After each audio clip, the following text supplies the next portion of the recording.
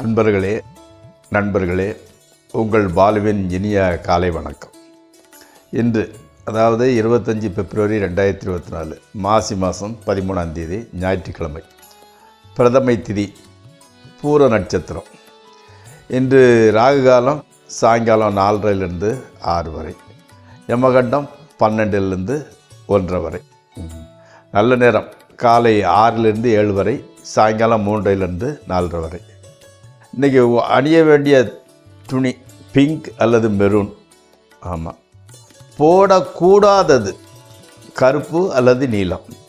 அதை நோட் பண்ணிக்கோங்க. அது முடியுதோ முடியலையோ இதை அவாய்ட் பண்ணிக்கோங்க. அடுத்து சாப்பிட வேண்டியது உருளைக்கிழங்கு.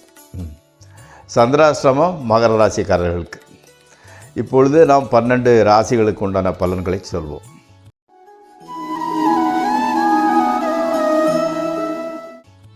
முதலில் மேசராசி. மாணவர்களுக்கு எஜுகேஷன் டிபார்ட்மெண்ட்டு ரொம்ப நல்லா இருக்குது, நல்லா மார்க் வருது.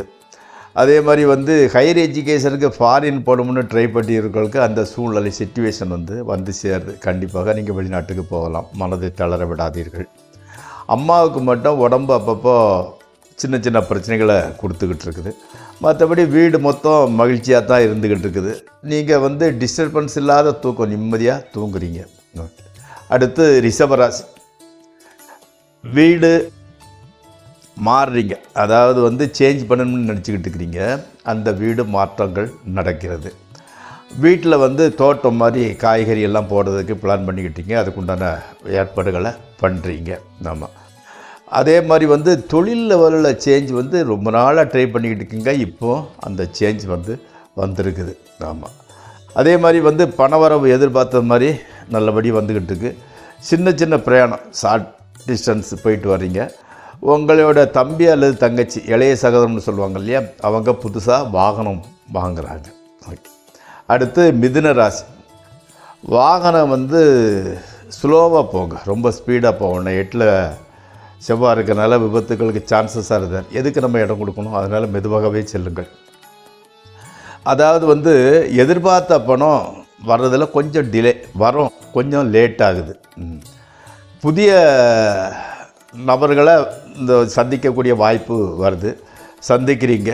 ஆமாம். அதே மாதிரி வெளிநாட்டு தொடர்பு கை கொடுக்குது. ஃபாரினில் உள்ள ஃப்ரெண்ட்ஸுகள் பேசுகிறீங்க, வைக்கிறீங்க, எடுக்கிறீங்க, எல்லாம் நல்லபடியாக தான் போயிட்டுருக்கு. மாணவர்களுக்கு இன்ட்ரெஸ்ட்டு கொஞ்சம் கம்மியாகிட்டு இருக்குது எஜுகேஷனில். ஸோ கொஞ்சம் ஆர்வம் எடுத்து நல்லபடியாக கஷ்டப்பட வேண்டிய சூழல் இருக்குது. அப்போ தான் மார்க் வரும். அடுத்து கடகராசி. பேச்சு சாமர்த்தியம் அதிகம் உங்களுக்கு. ஆனால் நீங்கள் எப்படின்னு கேட்டிங்கன்னா, அந்த அவ்வளவு பேச்சு சாமர்த்தியம் அதுக்கு தகுந்த மாதிரி ஒரு அனுசரணை அந்த பேச்சினால் கிடைக்க மாட்டேங்குது. ஸோ டிலே ஆகிட்டே போய்கிட்டு இருக்குது. அஷ்டமசனி நடக்கிறதுனால கூட இருக்கலாம். அதே மாதிரி வேலை இல்லாதவங்களுக்கு வேலை கிடைக்குது. அதே மாதிரி இம்ப்ரூவ்மெண்ட், அதாவது ஒரு ப்ரமோஷனு அல்லது இன்க்ரிமெண்ட்டு, அதாவது மாற்றம், ஒரு உயர்வு மாற்றம் வரணும்னு நினச்சிக்கிட்டு இருக்கிறவங்களுக்கு அது இதுக்கு சரியான சமயம். இது உங்கள் தான் பேச்சு சாமர்த்தியம் இருக்குது. அவங்க சூப்பீரியர்கிட்ட பேசுங்க, கண்டிப்பாக கிடைக்கிறதுக்கு வாய்ப்பு இருந்துக்கிட்டு இருக்குது. அதே மாதிரி இன்டர்வியூக்கு போகிறவங்களுக்கு இன்டர்வியூ சக்ஸஸ் ஆகுது. ஆமாம்.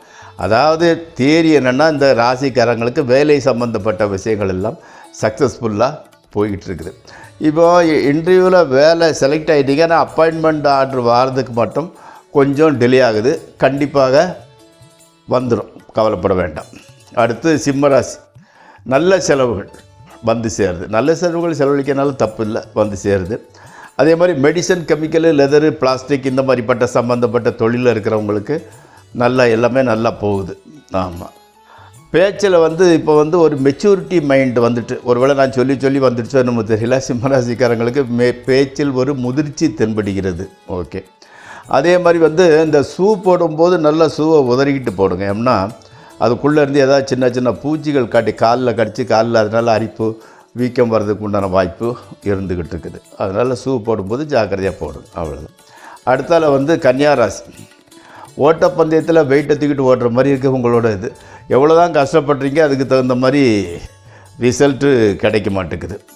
ஆமாம். அதனால் எப்படின்னு கேட்டிங்கன்னா, அந்த முன்னேற்றம்ங்கிறது வந்து கொஞ்சம் லேட்டாக வரும் தவிர கண்டிப்பாக வரும். மனதை தளர விடாதீர்கள். வருமானம் வந்து எப்படின்னா எப்படி போகுதுன்னு தெரிய மாட்டேங்குது. அதுதான் உங்களுக்கு பிரச்சனை. வருது, ஆனால் எப்படி போகிறதுனே தெரியல. பொறுத்துருங்க, காலம் மாறுது. குரு சேஞ்சஸ் வந்துன்னா ஆட்டோமேட்டிக்காக சேஞ்சஸ் வரப்போகுது. ஓகே. அடுத்து வந்து துளாராசி.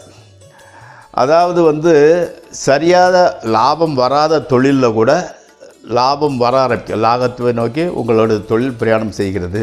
ஆமாம்.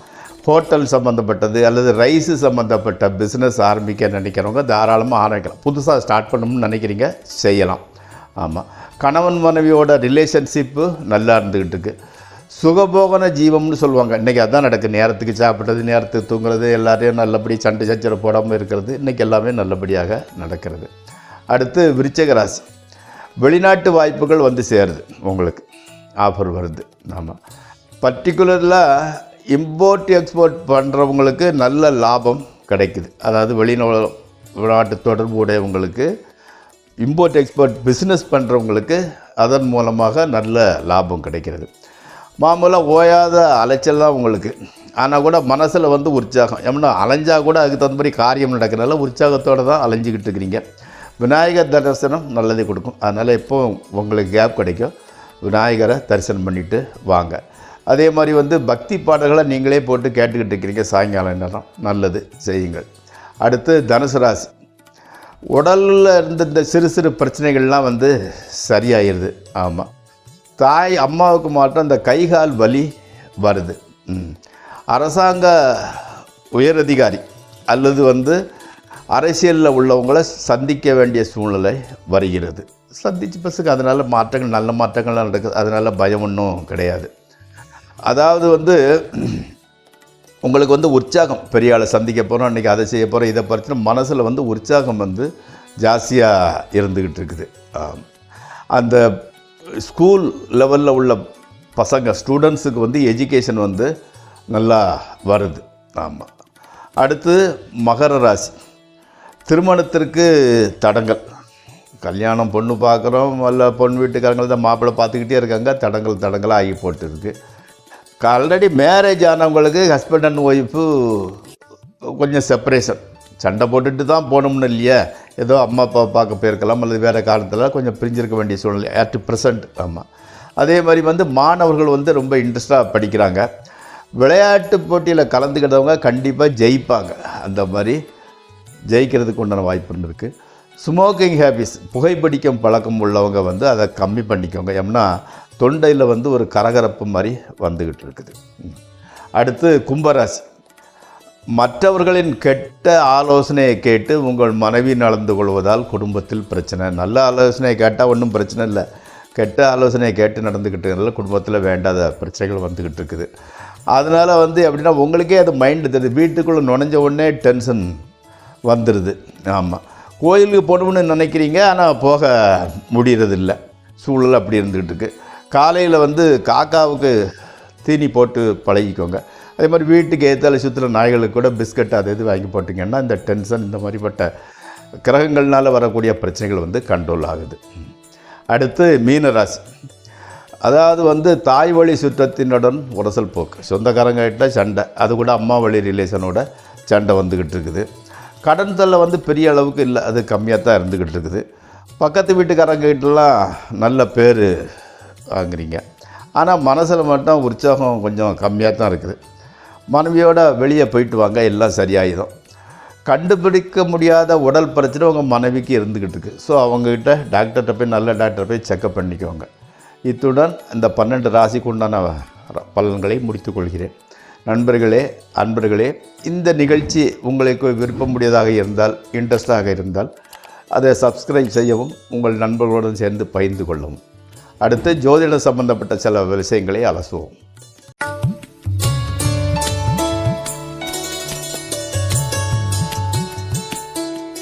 இப்போது குருவை பற்றி தான் நம்ம சொல்லிக்கிட்டு இருந்தோம்.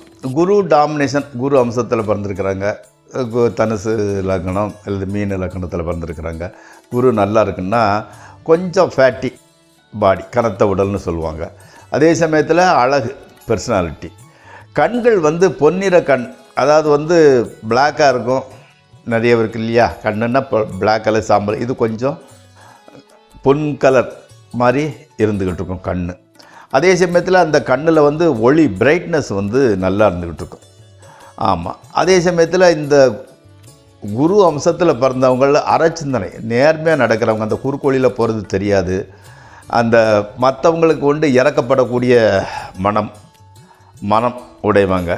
அதே மாதிரி வந்து ஓரளவு நல்ல குணங்கள் தான் அவங்க இருந்துக்கிட்டு இருக்கும். திறமையான பேச்சு சாமர்த்தியம் நல்லா இருந்துக்கிட்டு இருக்கும். தூய்மை எந்த இடத்துல இருந்தால் கூட அந்த இடத்த சுத்தமாக வச்சுக்கூடாது. வீடாக இருக்கட்டும், ஆஃபீஸாக இருக்கட்டும், எல்லாம் ரொம்ப சுத்தமான இது. அதே மாதிரி சாஸ்திரங்களை படிக்கிறது ரொம்ப எக்ஸ்பர்ட். எல்லாம் நம்ம எவ்வளோ படிக்க முடியும் அவ்வளோ சாஸ்திரங்களையும் பற்றி அதில் தேர்ச்சி பெறுவார்கள். சும்மா வாசிச்சுட்டு போகிறதில்ல, அதில் நுட்பமான தேர்ச்சி பெறக்கூடியவங்க. அதே மாதிரி வந்து குருனாலே ஃபைனான்ஸ்னு சொல்லிட்டேன். செல்வம், காசு சம்பாதிக்கிற சாமர்த்தியம் இருக்குது, மிச்சம் பிடிக்கிற சேவிங்ஸ் பண்ணக்கூடிய சாமர்த்தியமும் இருந்துக்கிட்டு இருக்குது. அதே மாதிரி வந்து இந்த ஒரு ஜாதகத்தில் அந்த காலத்திலே வந்து அந்தணர்கள், பசு இதுகளுக்கு வந்து மூல காரணமாக வந்து இந்த குருவை தான் சொல்லுவாங்க. அதே மாதிரி நாட்டை ஆள வைப்பவர், ஒரு நாட்டை ஒரு கிங்கு மாதிரி இருந்தால் கூட அதுக்கு டாமினேஷனுக்கு உண்டான கிரகம் வந்து குரு தான். ஆமாம். புது யுத்திகளை கைப்பிடிக்க கற்றுக் கொடுப்பவர், அதாவது வந்து ஒரு மாமூலாக இல்லாமல் வித்தியாசமான ஒரு யோசனையை சொல்லக்கூடிய கிரகம் வந்து குரு தான். ஆமாம். அதே மாதிரி விவேகமாக நடக்கக்கூடியவர், அந்தஸ்தை வந்து உயர்த்துவார். ஸ்டெப் பை ஸ்டெப்பு உங்களோட அந்தஸ்து கௌரவம் வந்து உயர்ந்துக்கிட்டே போகும். அதே மாதிரி நல்லவங்களோட சேர்க்கையை வைப்பார். இப்போ எவ்வளோதான் இருந்தால் கூட கெட்டவங்களோட சேர்ந்தால் என்ன பிரச்சனை தான் வந்துக்கிட்டு இருக்கும். நல்லவங்களோட சேர்ந்து வைப்பார். அதே மாதிரி மஞ்சள் நிறம், ஒரு மாதிரி எல்லோ கலர் மாதிரி இருந்துக்கிட்டு இருக்கும்.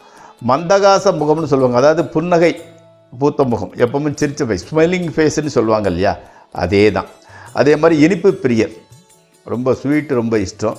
3 அவங்களுக்குள்ள நம்பர். அவங்க என்ன சொல்லுவாங்கன்னா, அது ஒரு பாடல் வந்து மறைமிகு கலைநூல் வல்லோன், அதாவது அந்த சாஸ்திரங்கள் அந்த வேதங்கள்லாம் படிக்கவேன். வானவருக்கு ஆசான், அதாவது தேவர்களுக்கெல்லாம் அவர் தான் குரு. மந்திரி, நரைதரு கற்பகப்பன் நாட்டினுக்கு அதிபனாகி நிறைத்தனம் சிவிகை மண்ணில் நீடு போகத்தை நல்கும் இறைவன் குரு பகவான் இருமலர் பாதம் போற்றுன்னு சொல்லுவாங்க. அதாக இருந்தால் கூட நல்லா வாழ்கிறது, நல்ல வண்டி வாகனங்களோடு இருக்கிறது, இதுக்கெல்லாம் காரணம் உண்டான கிரகம் வந்து குரு. அவரை நம்ம நினைத்து தொழுது விட்டால் நம்மளோட கஷ்டங்கள்லாம் தீரும், அந்தஸ்து கௌரவம் எல்லாம் மேலும். இதுதான் இன்னைக்கு நம்ம தெரிஞ்சு கொள்ள வேண்டியது. ஸோ எதாக இருந்தால் கூட குருவை நினச்சி நம்ம நல்லதே நடப்போம், நல்வழியிலே நடப்போம், நல்லதே நடக்கும். நன்றி. நாளை மீண்டும் சந்திப்போம்.